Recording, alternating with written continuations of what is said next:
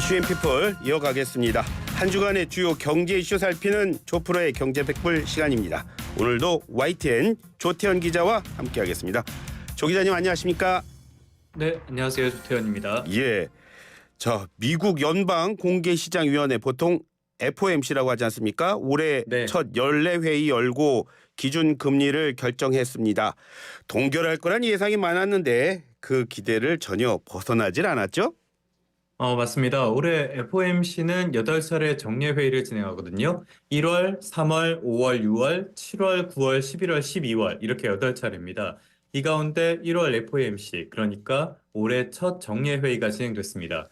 말씀하신 것처럼 이번 회의에서는 기준금리 동결을 결정했습니다. 연 5.25%에서 5.5%로 유지한 건데요.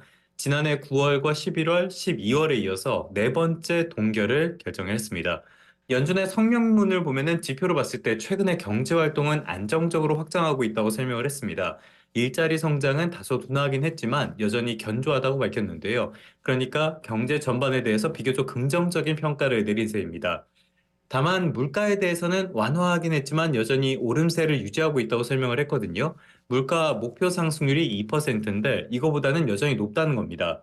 경제 상황이 괜찮고 인플레이션 우려는 여전히 남아있는 만큼 이번에는 더 올리지 않고 그렇다고 인하도 하지 않고 동결로 상황을 지켜보겠다는 그런 뜻을 밝힌 것으로 보시면 되겠습니다. 예, 방송 위에서 좀 기사 찾아보니까요. 전문가들은 미국의 중앙은행이 아무래도 금리 내리게 될 거다 그런 기대들을 많이 했더라고요. 혹시 이번 회의에서 언제쯤 진짜 금리 내릴 거다 이와 비슷한 얘기들은 안 나왔나요? 뭐 뒤에도 더 말씀을 드리겠지만은 예. 사실 3월쯤에 기준금리를 인하하지 않겠냐 이런 기대감이 컸습니다. 성명문에 관련 내용이 담겼는데요. 인플레이션이 2%를 향해서 이동하고 있다는 확신이 있기까지는 목표 범위를 축소하는 건 바람직하지 않다고 밝혔습니다. 사실상 시장이 기대했던 조기 기준금리 인하에는 선을 그은 것으로 풀이되는데요. 회의 직후에 제롬 파월 연준 의장이 기자회견을 하는데 여기에서는 더 명확하게 이야기를 했습니다. 올해 언젠가 긴축 정책을 완화하는 게 적절하다고 설명을 했는데 그러니까 연내 기준금리 인하를 하긴 하겠다는 거예요. 그런데 2%라는 목표로 지속적으로 가는지에 대해선 확실하지 않다고 설명했습니다. 그러니까 3월부터는 기준금리 인하를 할 것이다 라는 기대가 있었는데 파월 의장은 3월 회의에서는 금리 인하를 보증할 확신을 얻을 것이라고 생각하지 않는다라고 이야기를 했어요. 그러니까 확실하게 선을 그었다라고 볼 수가 있겠죠. 그러니까 최근에 여러 지표를 봤을 때 상황이 나아진 건 맞는데 그렇다고 금리 인하를 결정할 정도는 아니라는 겁니다. 그러면서 지난 6개월 동안의 물가 상승률이 둔화한 추세가 앞으로도 계속 이어져야 한다면서 12개월을 언급하기도 했어요. 이 말은 6개월 만의 동기로는 충분하지 않았다는 겁니다. 예. 항상 진짜 조 기자님한테는 어려운 질문 드리게 됩니다. 그러면 언제쯤 인하가 시작될까요? 일단은 말씀드렸던 것처럼 3월 기준금리 인하, 이거는 조금 가능성이 그렇게 크지 않았다고 봅니다. 예. 저는 3월 금리 인하 가능성은 아예 제로라고 봤는데요.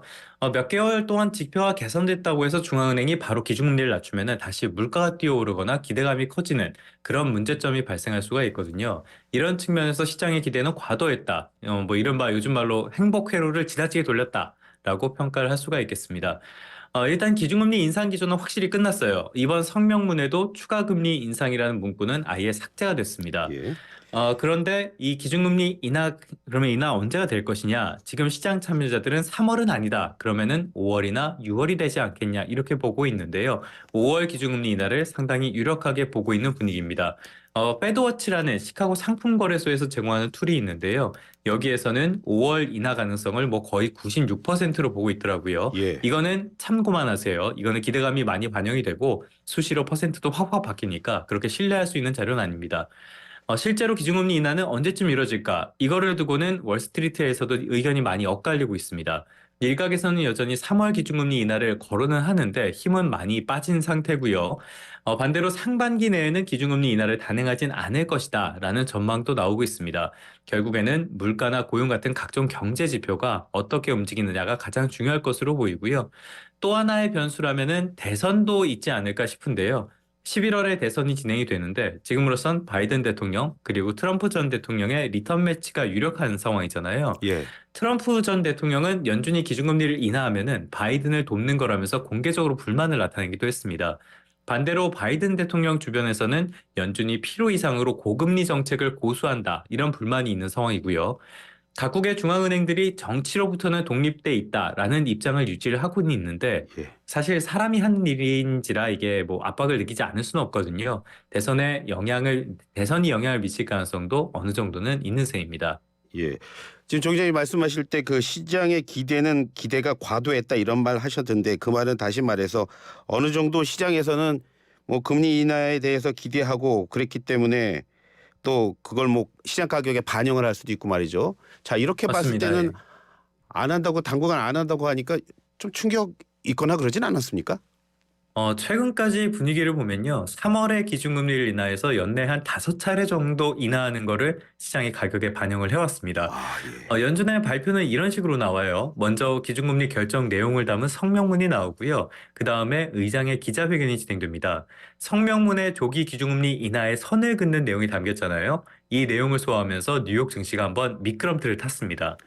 그런데 제 예상보다는 좀 버티더라고요. 문제는 파월 의장의 발언이었는데, 파월 의장이 3월 금리 인하에 선을 긋는 발언을 하면서 뉴욕 증시가 급락했습니다. 결국에 벤치마크 지수라고 할 수 있는 S&P 500이 1.6% 넘게 하락했고요. 그리고 다우도 하락했고 나스닥은 2% 넘게 급락했습니다. 그런데 오늘 새벽 예. 하루 만에 낙폭을 거의 다 만회를 했어요. 아, 간밤에 다우가 거의 1% 올랐고요. S&P 500이 1.25%, 나스닥이 1.3% 상승했습니다. 일단은 3월 인하에 대한 기대감이 꺾이긴 했지만요. 그 기대감 자체가 과도했다는 평가는 대체적인 뭐 공통적인 평가라고 볼 수가 있겠습니다. 그리고 무엇보다 뭐 메타나 아마존 같은 기업 실적 발표를 앞두고 기대감이 많이 작용을 한 것으로 보여요. 실제로 예상치보다 좋은 실적이 나오기도 했고요. 그리고 또 파월 의장의 설명을 보면은 어찌됐든 올해 안에 기준금리 인하를 하긴 하겠다는 거거든요. 예. 이런 것들도 많이 반영이 되지 않았나라고 풀이를 해볼 수가 있겠습니다. 지금 조 기자님과 이 장황하게 미국 기준금리 얘기하는 건 결국은 미국의 통화 정책이 전 세계에 영향 미치게 되고요. 특히 우리나라도 마찬가지입니다. 그 한가운데 우리가 있어서 그러는 건데요. 자, 한국은행 지금 금리에 대해서 무슨 얘기하고 있습니까? 뭐 이것도 여러 차례 말씀을 드렸는데요. 우리나라뿐만이 아니라 세상의 어느 나라도 미국 통화 정책에서 자유로울 수는 없습니다. 기본적으로 미국은 기축 통화인 달러를 운영하는 나라잖아요. 예. 전 세계 통화에 모두 영향을 미친다는 뜻입니다. 애초에 한국은행도 조기 금리 인하 기대감에 대해서는 계속 선을 그어왔어요. 섣불리 금리를 낮췄다가는 그동안의 노력이 모두 수포로 돌아갈 수 있다. 오히려 부동산 쪽으로 자금이 이동하면서 거품만 키울 가능성이 있다. 이렇게 경계하는 모습을 많이 보여줬거든요. 어제 이창용 총재가 한국경영자 총협회 주최로 열린 포럼에 참석을 했습니다. 이 자리에서 여러 가지 말씀을 하셨는데요. 일단 미국은 이번에 매파적인 신호를 냈다고 설명을 했습니다. 그러니까 통화 긴축을 선호하는 성향을 다시 한번 보였다는 거예요. 그러면서 전 세계가 금리를 빠르게 올릴 때 한국은행은 국민 부담을 고려해서 가급적 천천히 금리를 높였다고 강조를 했는데요. 예. 그렇기 때문에 다른 국가가 금리를 빠르게 내린다고 해서 우리도 빨리 내릴 것을 기대하긴 어렵다고 그렇게 설명을 했습니다. 지금 우리나라의 기준금리는 3.5%죠. 그러니까 미국보다 우리나라가 금리가 낮습니다. 예. 그렇기 때문에 지금 그 통화 가치가 더 좋은 달러 쪽으로 자금이 이동하는 거 아니냐, 이런 우려가 있는데요. 실제로 금리 역전기라고 해서 꼭 자금이 빠져나가는 건 아니지만, 그렇다고 해서 우리나라가 미국보다 먼저 인하를 택하는 거는 지금 시점에서 그렇게 쉬운 일은 아닙니다. 그리고 지표상으로도 아직 인플레이션 우려가 남아 있고요. 한국은행 역시 그렇기 때문에 지표를 지켜보다가 미국의 피벗, 그러니까 통화 정책의 변화, 이런 것들이 어떻게 되는지를 확인한 뒤에 그 다음에 움직이지 않을까, 이렇게 전망을 해볼 수가 있겠습니다. 예. 앞서서 보고 미국 금리 얘기하시면서 미국 증시 말씀하셨지 않습니까? 그 네. 말은 곧 금리가 증시에 영향을 미쳐서 그런 건데 우리 증시 얘기하겠네요.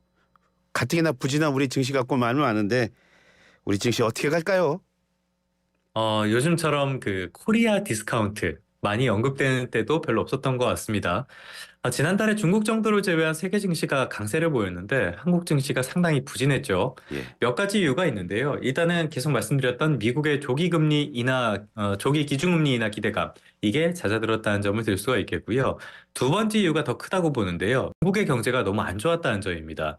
이게 중국 증시에도 영향을 미치고요. 중국 경제가 나쁘면은 우리나라 경제도 부정적인 영향을 주고, 또 중국 증시와 최근에 동조화 현상까지 겹치면서 국내 증시가 영향을 받았습니다.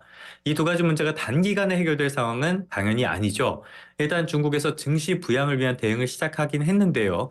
거기에다가 국내 증시도 부진했었다 보니까 기술적인 반등을 시도할 가능성은 충분히 있는 상태입니다. 다만 올해 기업 실적에 대한 우려는 분명히 있죠.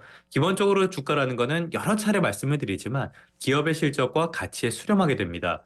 이런 상황에서는 박스권을 뚫고 시원하게 올라가기는 좀 어렵지 않을까라는 생각이 들고요.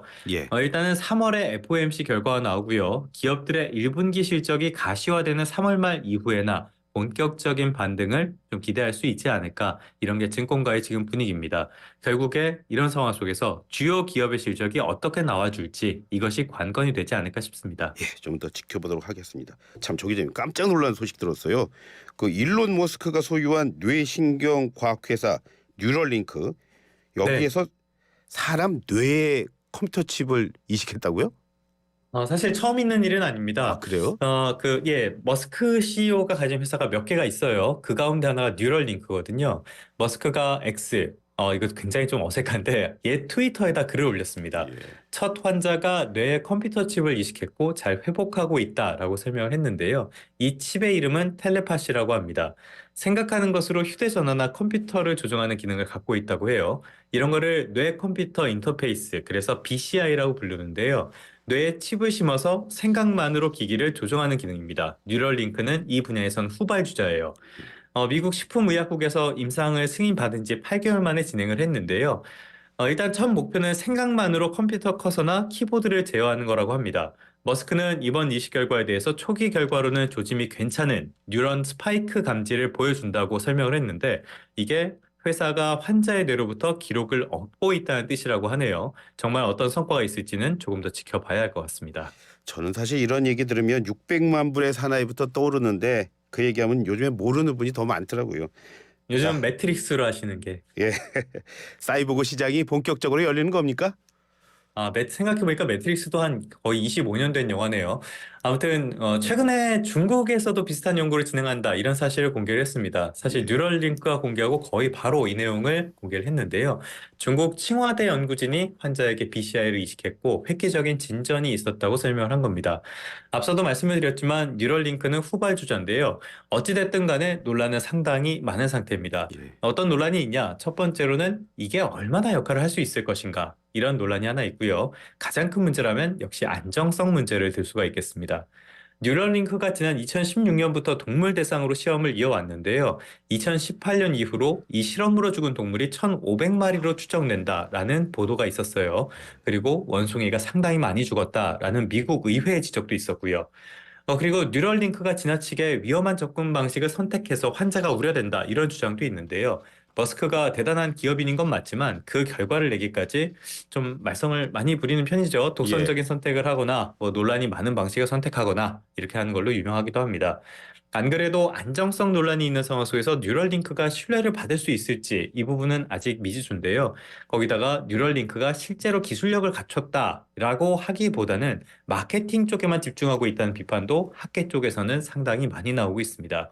예. 일단 BCI에 대해서 말씀을 드리자면요. 생각을 즉시 입력할 수 있을 정도로 성능이 올라온 상태는 아닙니다. 이 부분에서도 아직은 개발이 더 진행이 돼야 될 것으로 보고요. 아직은 기초적인 단계 정도로 이해를 하시면 되겠습니다. 어떤 방향으로 어떤 수준까지 발전하게 될 것인지, 그래서 앞서도 언급을 드렸지만 영화 매트릭스처럼 예. 아주 정교한 가상현실까지 구현할 수 있을 것인지, 예. 이게 가능은 하긴 할 것인지에 대해서는 불확실한 측면이 굉장히 많다고 볼 수가 있기 때문에 예. 상황을 조금 더 차분하게 지켜볼 필요는 있어 보입니다. 예. 매트릭스 말씀하시는 바람에 우리 조태현 기자도 나이가 꽤 젊은 기자는 아니구나 이런 티 다 났을 겁니다. 예. 네, 맞습니다. 사실 예. 부정할 수 없는 사실이죠. 예. 오늘 말씀 잘 들었습니다. 고맙습니다. 네, 감사합니다. 네, 지금까지 YTN 조태현 기자와 함께했습니다.